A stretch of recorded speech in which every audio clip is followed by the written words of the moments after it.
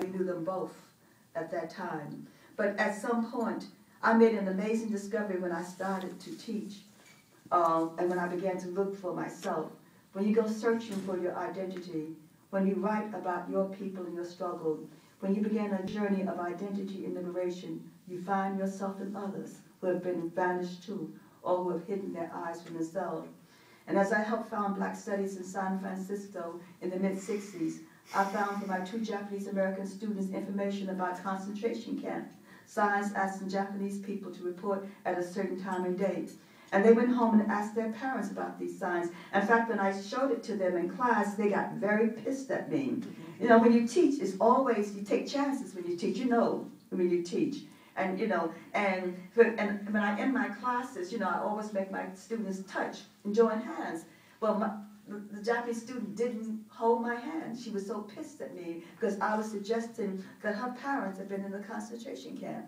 Can you imagine? That Tuesday, they came back in. And they had tears in their eyes. They went home and actually showed a copy of that to their parents, and their parents told them an amazing story about concentration camps. Can you imagine that? They didn't know about it. And they came back in. But even more amazing, I was doing a lecture in Seattle at the university there. You know how you do a lecture and you see someone walking towards you and they look familiar? You know, and it's been years. I mean, years and years, 20 years.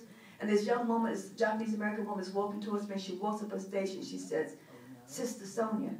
I said, "Oh, my dear sister, you." She said, "Yes. Did you see the documentary on concentration camps?"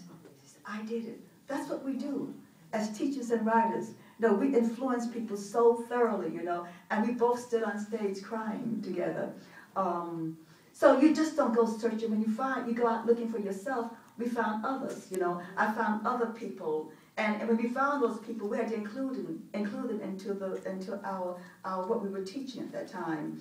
I found the Japanese Americans were sent because people thought of them not as Americans, not loyal, but strange ones, probably only loyal to Japan, though they were American citizens. As I taught, I found Native Americans. I found the Long March, Wounded Knee, Sitting Bull, Geronimo, and every treaty made with Native Americans had been broken. I found Chief Seattle, who said, "These shores will swarm with invisible dead of my tribe. Be just in your county with Indian people, for the dead are not powerless.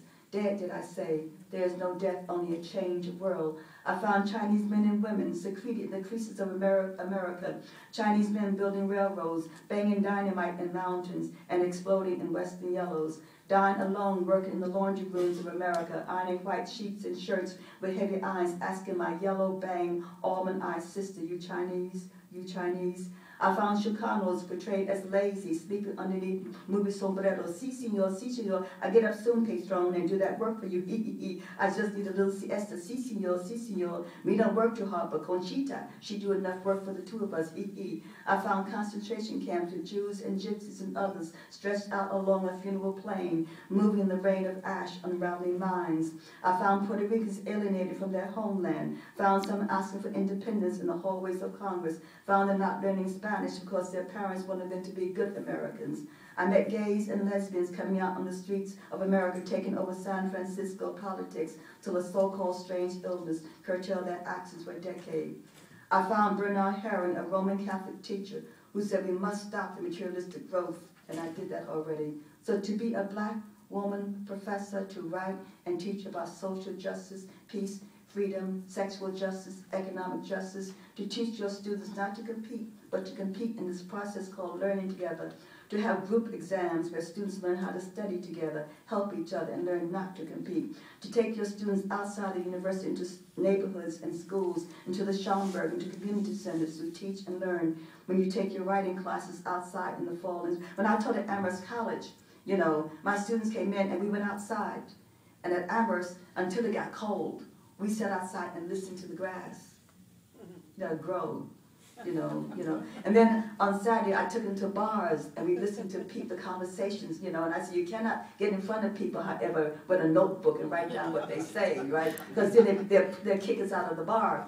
But they listened to people talking, and then I would take them to a Black church and said, listen to the cadence also of that preacher. And the great thing about teaching my brothers and sisters, is that when you teach, you know, you learn so much. And I was this new teacher, you know, this very young woman teaching, and there was so much I didn't know, and I was in a place called teaching at the University of Pitt when I left San Francisco State.